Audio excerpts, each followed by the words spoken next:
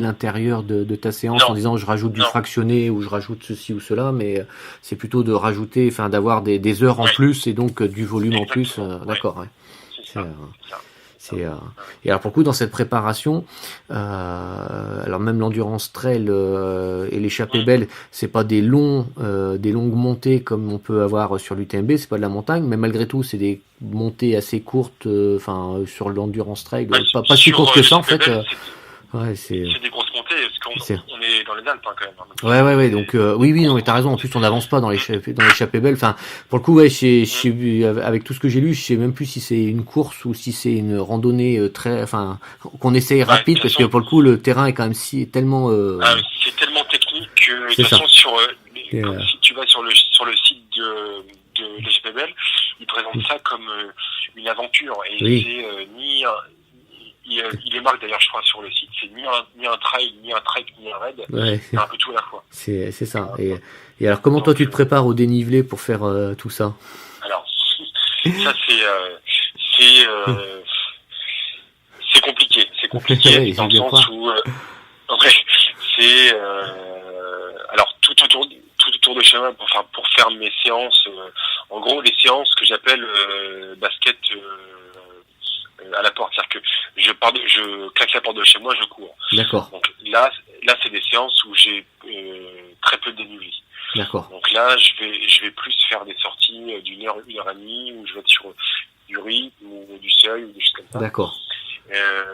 Après si je prends un petit peu la voiture de 10 minutes, là j'ai une belle séance de côte avec des marches. D'accord. Que là je peux faire sur une séance d'une heure et quart, je peux faire 600-700 mètres de dénivelé. Ouais, donc ça commence à être pas mal ça en fait. Donc là mais du coup je fais pas que ça, je vais faire 6 ou 7 km sur la séance, par contre je vais enchaîner, je vais faire 25-30 montées, je vais faire vraiment que ça quoi. Oui. Ça c'est les séances type un petit peu courtes dénivelées. Et puis après, à une demi-heure de chez moi, j'ai un beau terrain de jeu quand même, où j'ai des montées qui font, j'en ai 2 ou 3 sur le même parcours qui font 200 mètres de dénivelé. Ok, d'accord, donc en les enchaînant, ouais, c'est... Donc là, je peux faire, c'est là que je fais toutes mes randos courses d'ailleurs, où là, je peux faire 4 heures avec 20 km et 1300, 1400 mètres de dénivelé. Ouais, ce qui est pour le coup un bon ratio d'entraînement, enfin tu vois, avoir 1000 sur 20 bornes, c'est plutôt bien quoi. Oui.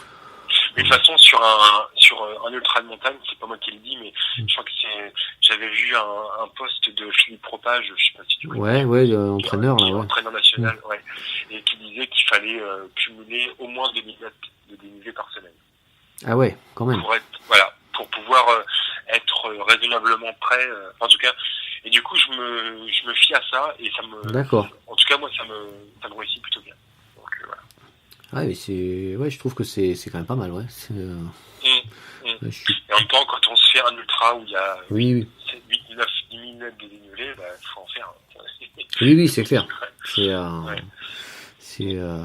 Alors moi je me fixais, alors tu vois, je le raisonnais par semaine en montant en charge au fur et à mesure des mois et forcément au fur et à mesure que tu te rapproches de la course.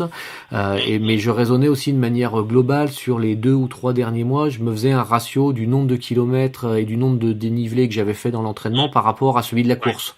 Et je m'étais trouvé des ratios qui étaient de l'ordre de x3 je crois sur le dénivelé et puis x5 ou x6 en kilomètres, et à partir du moment où je dépassais à peu près ces ratios, je savais que j'arrivais normalement dans les conditions pour être pour finir la course, tu vois. J'étais pas forcément le top du top, mais et j'ai toujours constaté que quand j'étais pas dans ces ratios, notamment quand t'étais dans une course intermédiaire de préparation, souvent j'étais pas dans les ratios de la course intermédiaire, je savais que j'allais en chier grave pendant la course, et ça s'est toujours confirmé par contre il y a des courses qui ont été vraiment dures. Ouais, c'est clair. Et le truc sur ta course sur l'endurance trail, ce que j'ai noté quand même qui était le point fort de l'endurance trail, c'est la tartine au roquefort quand même. Parce que là, ça a l'air d'être bien ça.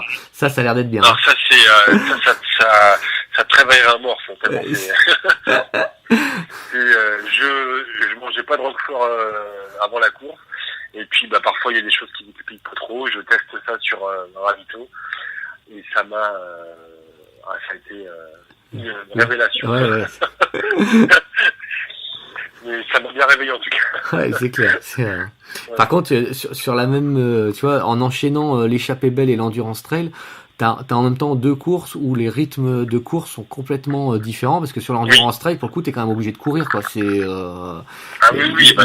Les barrières horaires sont vachement plus serrées. Enfin, faut quand même envoyer.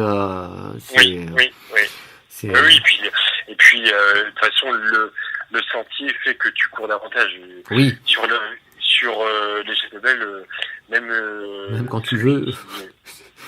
Voilà, alors après, il y en a toujours qui disent, oui, les coureurs élites, ils courent dans des endroits qui seraient insoupçonnables pour nous. C'est clair.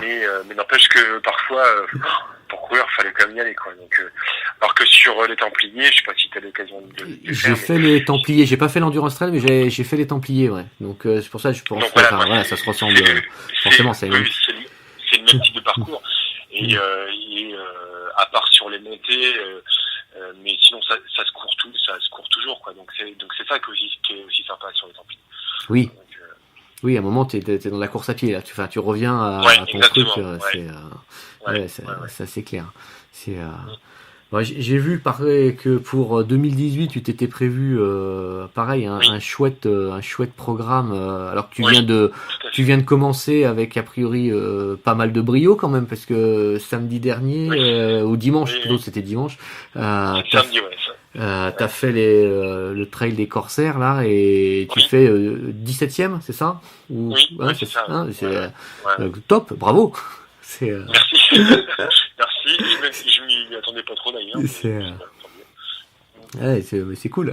Ça fait toujours plaisir de faire un bon temps, faire un pied d'être en forme, parce que ça veut dire que la course s'est bien passée, quoi. Mais c'est plus ça, c'est que oui, sur la gestion et sur les sensations, c'est plus de ça qui m'a. D'ailleurs, j'ai juste de publier aujourd'hui mon massif, mais c'est au-delà de la place pour moi. Oui. Un peu, mais surtout de me dire, j'ai géré la course comme je voulais, j'ai pas fini complètement cassé, et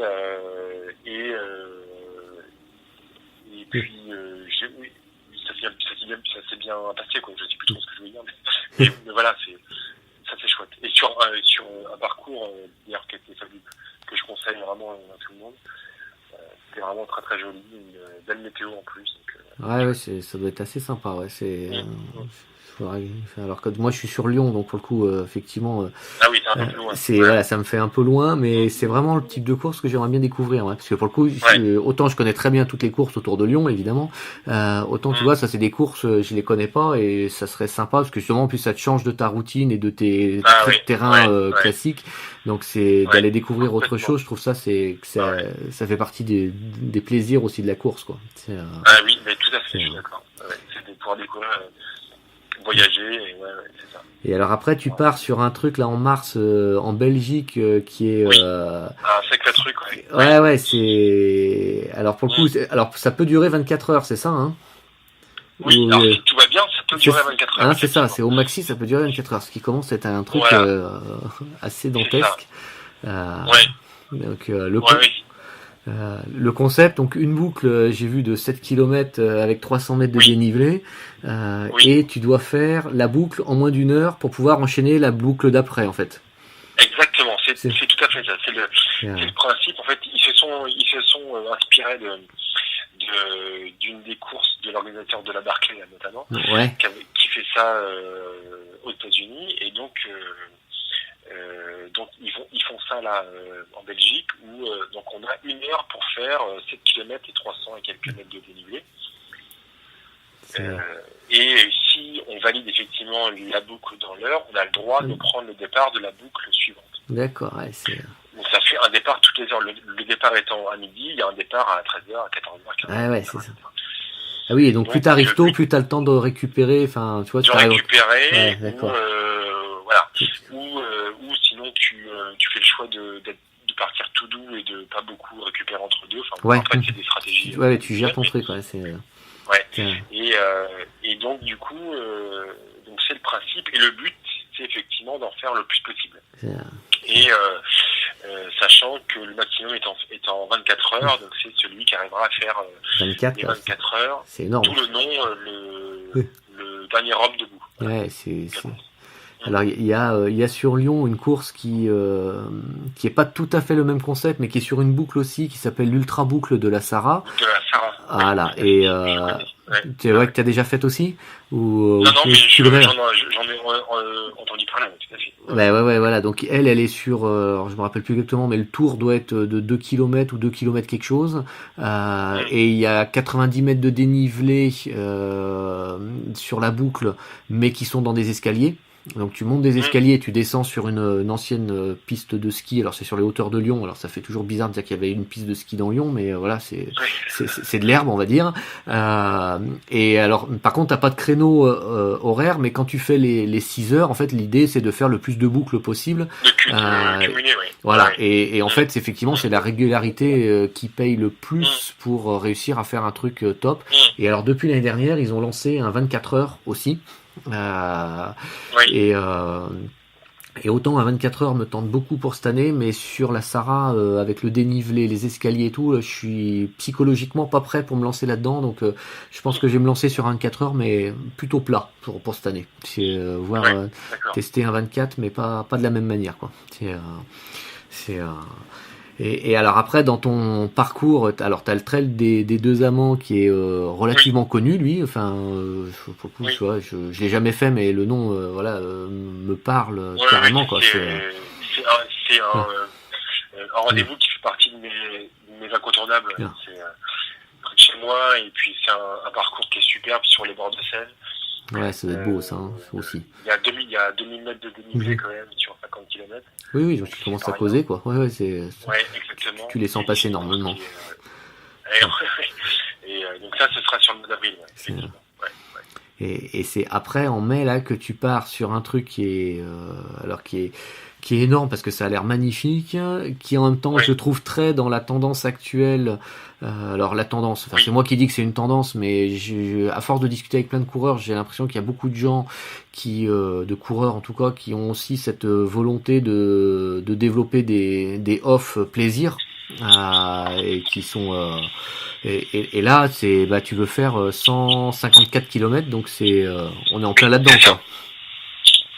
Oui, c'est ça. C'est un trip copain au Paracat. Ouais, à 4. Paracat et c'est l'idée de faire le West Highland Way, donc un sentier qui part au nord de Glasgow et qui remonte vers les Highlands d'Écosse. Et donc on a découpé notre parcours déjà sur 3 jours, donc avec 3 étapes. Grosso modo, autour de 50 km par jour et 1500 à 2000 mètres par jour de dénivelé. C'est déjà des belles étapes, surtout qu'en fonction de la météo, pour le coup, ça peut être... Voilà, c'est ça. Ça peut être compliqué. Après, on se dit que on n'aura pas de dossard, on aura toute la journée pour le faire, puisque le soir, on est logé sur des auberges, etc. Donc, voilà. Donc bon... ça devrait passer, mais il faudra quand même bien se préparer, ça c'est sûr. Ah, c'est clair. Et alors, c'est à la fois un voyage en soi et puis une aventure en soi, et en même temps, j'imagine que c'est une pré-étape, enfin une partie de ta préparation pour ce que tu t'es fixé au mois de juin, que je connaissais pas pour le coup. Là, lui, c'est un raid que je connaissais pas. C'est 300 bornes, ça a l'air, alors ça a l'air super parce que surtout le sentier des douaniers et tout, ça doit être vraiment le genre de truc qui me botte à fond ça, mais avec des étapes, là j'ai vu 80 bornes, 68, 100 et 50, c'est quand même pas mal quoi. Ouais, c'est ça. Mais t'as tout compris, c'est que voilà, en fait, pour tout te dire, le West Highland Way avec les copains, c'était déjà prévu depuis un petit temps. D'accord. Et on l'avait repoussé 1 an, 2 ans, enfin voilà, parce qu'il y a eu d'autres projets entre temps. Puis là, on s'est dit, bon allez, on le fait cette année. Donc on l'a calé. Et du coup, je me suis dit, parce que le raid de l'Archange que je vais faire, ça fait partie de la Bargeau où j'avais abandonné l'année. D'accord. Donc je sais qu'ils font cette course-là, mais qui est une course